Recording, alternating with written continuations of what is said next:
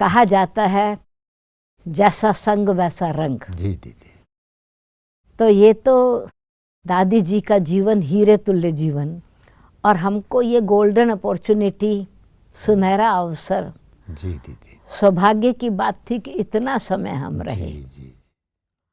और उनके जीवन की बिना कहे, जी कभी कोई होता है कि जैसे इंसान सीखता है, परंतु सुगंध बिना बोले अपना अनुभव कराती है। जी जी दीदी। तो दादी जी की जीवन की धारणा वो एक ऐसा धन था और धन है जो अविनाशी है। बहुत सारी बातें दादी जी के बोल, दादी जी का प्रैक्टिकल में हर एक आत्मा के प्रति स्नेह की भावना और जेनरोसिटी। जी दीदी। स्नेह, सम्मान और जेनरोसी, उदार चित्त की तो अलग चीज है, उदार चित्त अलग है। जी जी जी। ये जैसे शाह दिल, जब भी किसी को देना है तो खुले दिल से देना है। जी जी जी जी जी। तो जितनी संपन्नता गुणों में थी, उतना ही फिर हृदय खुला हुआ था। जी दीदी। तो जैसे बुद्धि दिव्य, वैसे हृदय विशाल, वैसे कर्म प्रेरणा वाला होता था। जी जी। और दादी जी का एक स्लोगन था, यह परिवार है। तो किस लिए परिवार का मतलब है शेयर करना। पहली बात है केयर करना। जी जी जी। तो केयर, शेयर और इंस्पायर।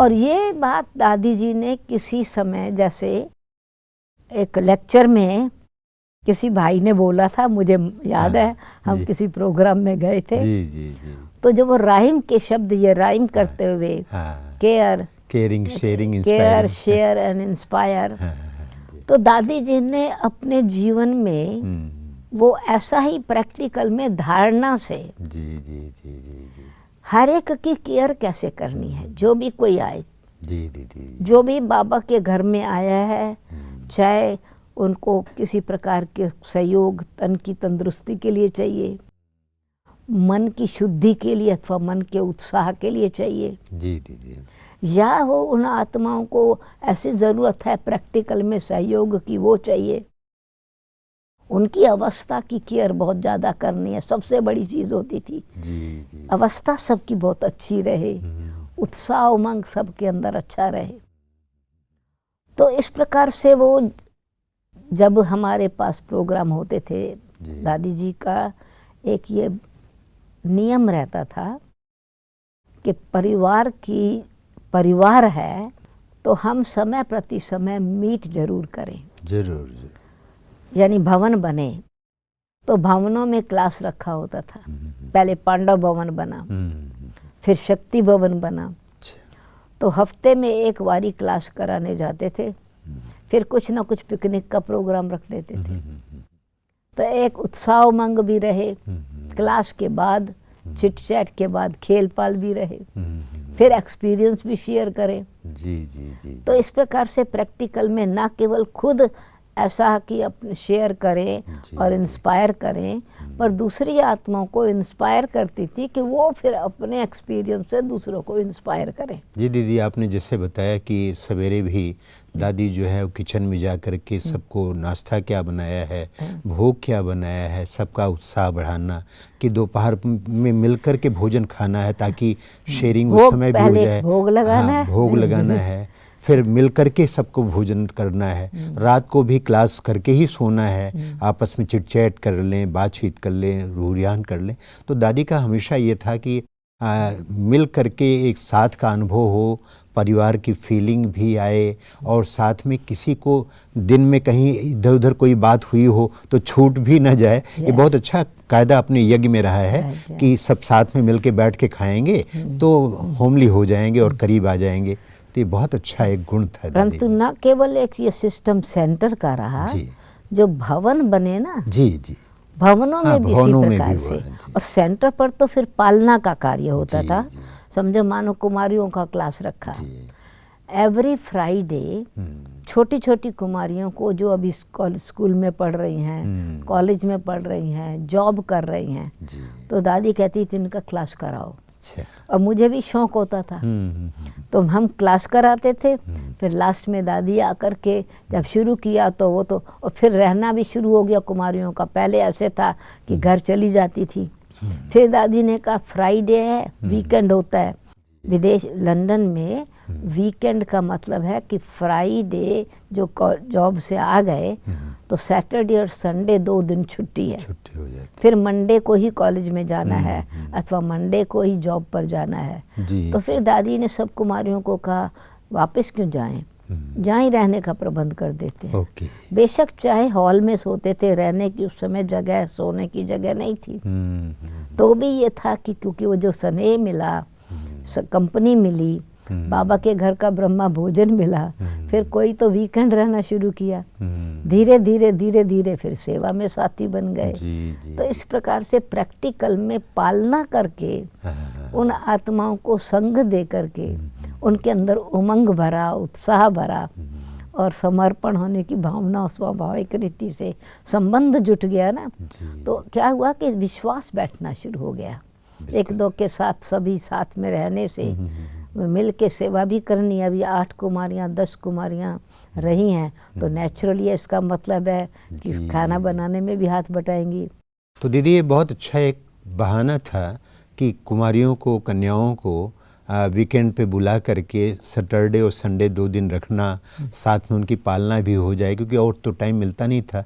तो उनको धीरे धीरे करके दादी अपने प्यार में लेकर के सेवाओं में लगन लगाया और सबको अपना बनाया, करीब लाया। तो ये बहुत अच्छा एक बहाना था। इससे क्या फ़ायदा हुआ कि वो जब प्रोग्राम होते थे जी, एक तो सबका क्लास वीकेंड पर भट्ठी हो जाती थी, बिना भट्ठी बनाए भी भट्ठी थी। दूसरा प्रोग्राम्स होते थे बाहर जाने के, तो उनको भी जैसे पब्लिक प्रोग्राम का भी अनुभव होने लगा। तो घर की ट्रेनिंग भी मिली, संग भी मिला, पब्लिक प्रोग्राम भी मिला, क्लासेस भी मिली, तो जल्दी नज़दीक आ जाती थी इस बहाने। पालना करना किस प्रकार से, पालन सचमुच पालना करनी चाहिए। आध्यात्मिक उन्नति करने के लिए साथ साथ रूहानी संग दे करके कैसे कर्तव्य करना चाहिए। फिर भाइयों की भी जब जो भवन शुरू हुए, पांडव भवन, किसी एक भवन, 4-5 भवन थे। अच्छा। शांति भवन, फिर शक्ति भवन, फिर भवन के अलग अलग भवन, तो नाम भी अलग अलग देने। बिल्कुल मधुबन का जो मॉडल है। हाँ, बिल्कुल मधुबन का मॉडल। तो फिर उनके पास भी समझो क्लास होता था, जिसमें कभी जयंती बहन क्लास कराने गई, कभी हम क्लास कराने गए, कभी फिर दादी आ गई बाद में। पर दादी को शौक होता था, चाहे हम क्लास कराने जाते थे तो भी लास्ट में पहुंच जाती थी, टोली खिलाने के लिए ही पहुंच जाती थी।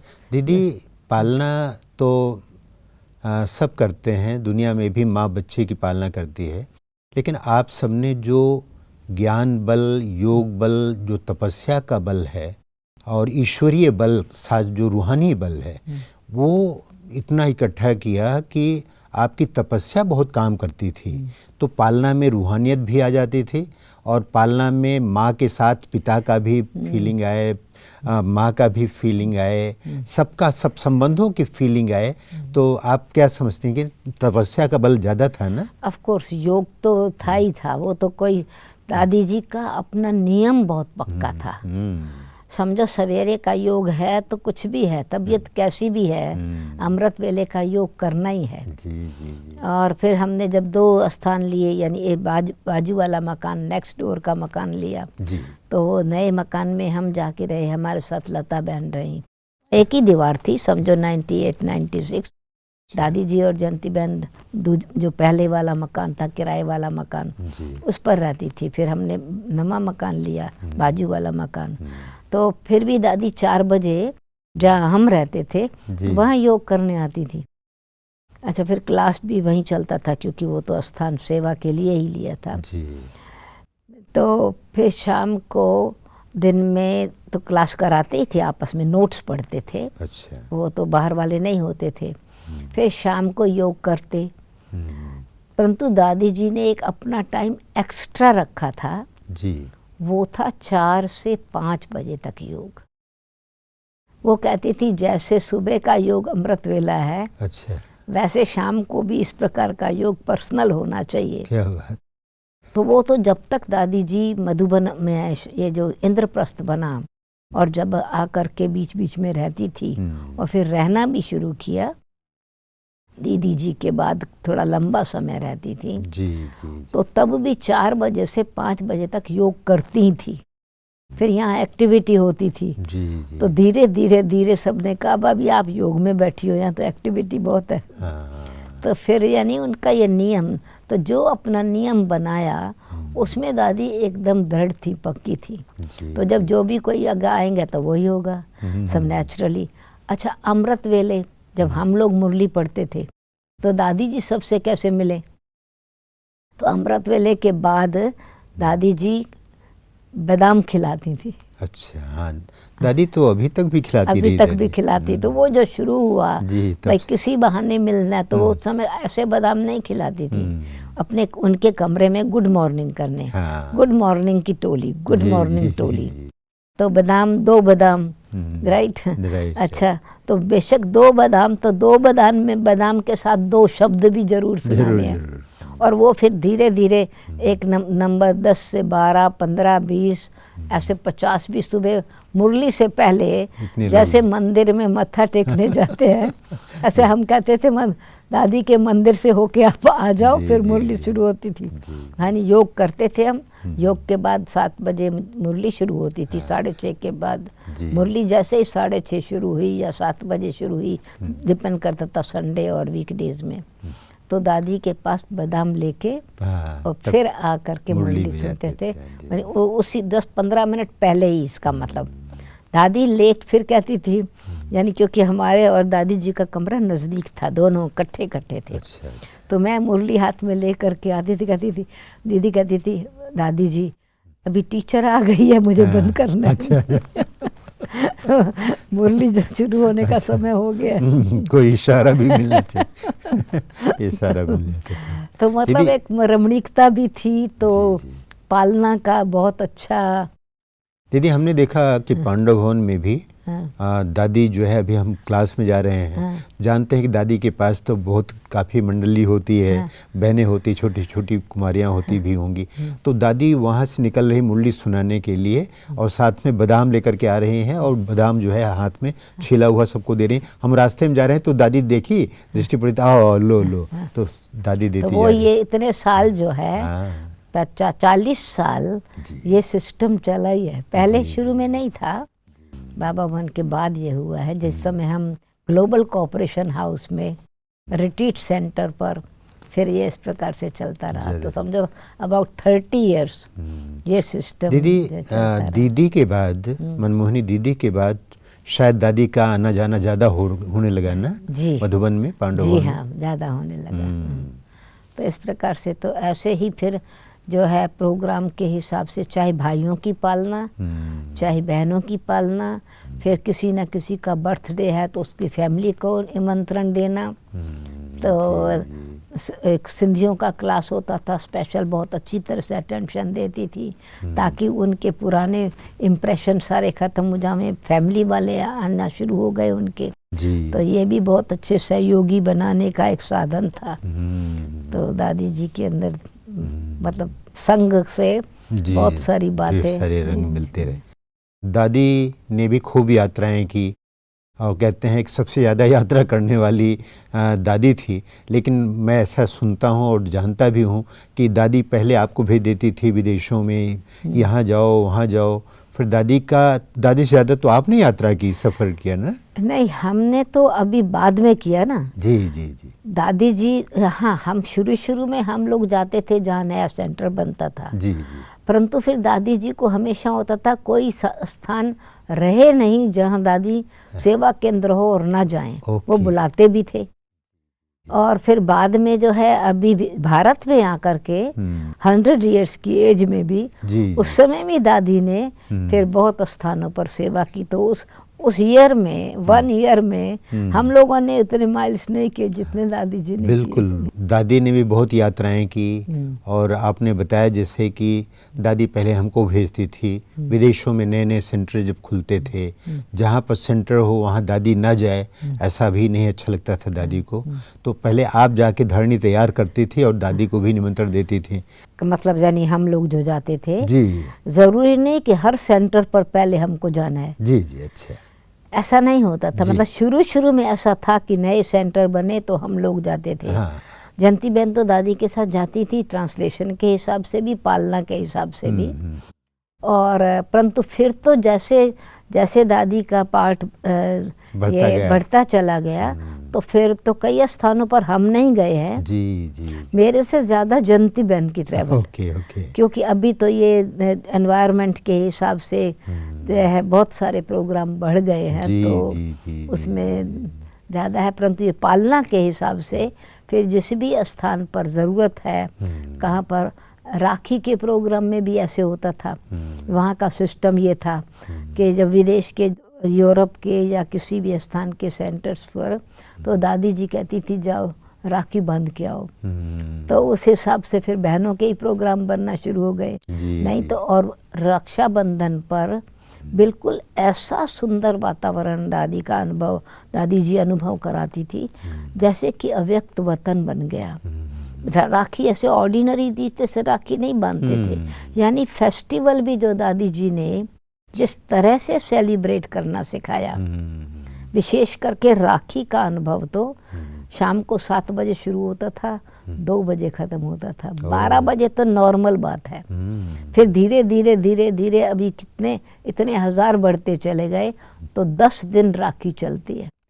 10 दिन, उसमें भी फिर 4 घंटा मतलब जनी, और फिर इकट्ठा ही दादी जी राखी बांधती थी, हम तिलक और टोली देते थे, जयंती बहन फ्रूट देती थी।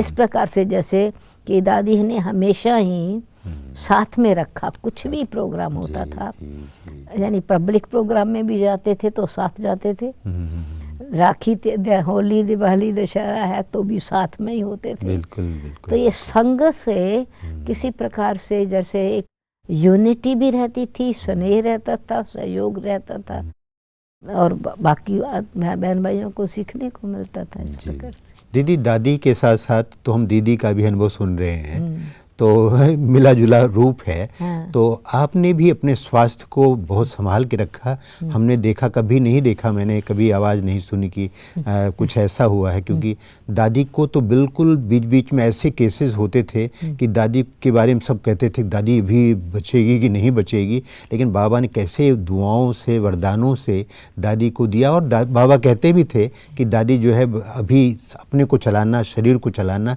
इनको आ गया, आप समझदार हो गए हैं। तो दादी ने संभालते संभालते शरीर को इतना संभाला। योग की भी ताकत थी दादी। जी, योग की ताकत थी। हम दादी जी के जी 7 जन्म देखे हैं। अच्छा। 7 जन्म मीन्स 7 बारी अभी गई कि अभी गई। जी जी जी, बिल्कुल ऐसी स्टेज होती थी। और फिर जो है 2 दिन रेस्ट करके तीसरे दिन फिर 10 साल छोटी हो जाती थी।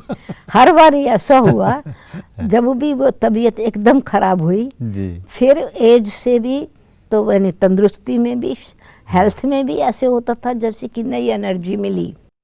तो वो 3 दिन अपने आप को एकदम डिटैच रख करके, और वो 3 दिन उनकी मनसा सेवा होती थी। ये नहीं कभी किसी को ऐसी फीलिंग देती थी कि वो मुझे पूछने आए हैं, या बीमार चेहरा लगता था। बिल्कुल ही कोई, जब हम कहते थे दीदी दादी ये कोई मिलने आए हैं, हम ये नहीं कहते थे देखने आए हैं। और दादी एकदम उठ के दृष्टि इतनी पावरफुल देती थी। वो तो मेरा लास्ट का अनुभव भी है, 25 तारीख का, 24-25 तारीख का अनुभव भी है। दादी ने 27 सवेरे छोड़ा जी, तो 24 तारीख का मेरा अनुभव है। मैं आई दादी से, हॉस्पिटल में ही सामने गई, दादी एकदम वो ही पुरानी दृष्टि, इतनी जोर लंबी दृष्टि दी। तो मैं समझती हूँ कोई एक भाई जो उनको देखभाल करते हैं, वो उन्होंने कहा दादी आप दीदी को पहचानते हैं, सुदेश दीदी को पहचानते हैं? तो यानी शब्द तो नहीं बोले पर दृष्टि से बिल्कुल यही कि जैसे पहचान के दृष्टि दे रहे हैं। तो उन्होंने ध्यान बटाया बात करके, दादी दृष्टि देती रही। दूसरे दिन फिर मैं गई, सवेरे हॉस्पिटल में क्लास कराने गई थी। क्लास करने के बाद मैं मिली, गई सवेरे 6 बजे 6:30 बजे, तो हाथ आगे बढ़ाया तो मैंने कहा दादी दिल मिले हुए हैं, इसीलिए हाथ, क्योंकि कोरोना की वजह से मैं सावधान थी। तो दादी ने उस समय भी तो यानी वो एक जागरूकता जो होती है ना, बताइए, वो इतनी ये थी। तो तबीयत तो ऐसी थी जो कभी भी कुछ भी किसी घड़ी भी जा सकती हैं, परंतु अहमदाबाद से आने के बाद तो ऐसे लगा कि इम्प्रूवमेंट हो गया, इम्प्रूवमेंट हो गया। और ये हमारा लास्ट की 2 बारी का मिलना। फिर दादी ने, क्योंकि मैंने कहा दिल मिला हुआ है, हाथ नहीं मिला हुआ, तो दादी जी ने, तो इतनी जागृत अवस्था थी। चाहे देखने में तो अनकॉन्शियस, बाहर का तो देखेंगे तो जो उनके इक्विपमेंट थे वो होते हुए भी कॉन्शियस थे। दीदी, तो आपने अपने तबीयत को कैसे रखा, जरा वो रहस्य बता दें हम सबको भी। ये मैं ध्यान रखती हूँ जी, एनर्जी वेस्ट नहीं होवे। ओके। क्योंकि व्यर्थ एनर्जी वेस्ट होती है जब अननेसेसरी थिंकिंग है। तो जैसे दादी जी ये हमेशा कहती थी, समय, श्वास, संकल्प, ये बचत रखनी है। जैसा संकल्प होता है वैसा श्वास चलता है, और जैसे संकल्प होते हैं, ये तो हमको अनुभव है कि संकल्प अगर ठीक नहीं है तो समय बहुत वेस्ट होता है, और उसी अनुसार हमारे श्वास की एनर्जी भी उस अनुसार चलती है। संकल्प से सब होता है, संकल्प से सब कुछ होता है।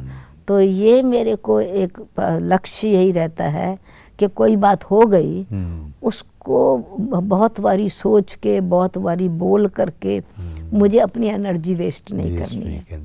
तो क्योंकि मनसा की एनर्जी वेस्ट नहीं और शुभ भावना की एनर्जी हमेशा रहती है, तो अब तक शरीर साथ देता है। छोटे मोटे रिपेयर तो होती है, क्योंकि एज के हिसाब से कुछ तो रिपेयर चाहिए बॉडी को, परंतु ये ध्यान जरूर रहा कि रहता है कि मुझे अपना समय व्यर्थ नहीं गंवाना है। समय भी व्यर्थ नहीं गंवाना है, सफल जरूर करना है।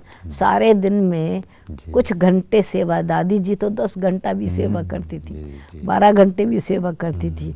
तो मेरे को ये भी लक्ष्य रहता है कि मेरा दादी जी इतना ना हो तो कम से कम 8 घंटा तो सर्विस होनी चाहिए। जी दीदी, ऐसा लगता है दीदी आप तो 70 के आसपास होंगी ना? 72 78 है। वाह, बधाई हो दीदी आपको। हम तो बहुत दूर, बहुत पीछे रह गए, लेकिन आप ये 78 के होते हुए और इतनी एक्टिव हैं और स्वास्थ्य को भी संभाल लेती हैं।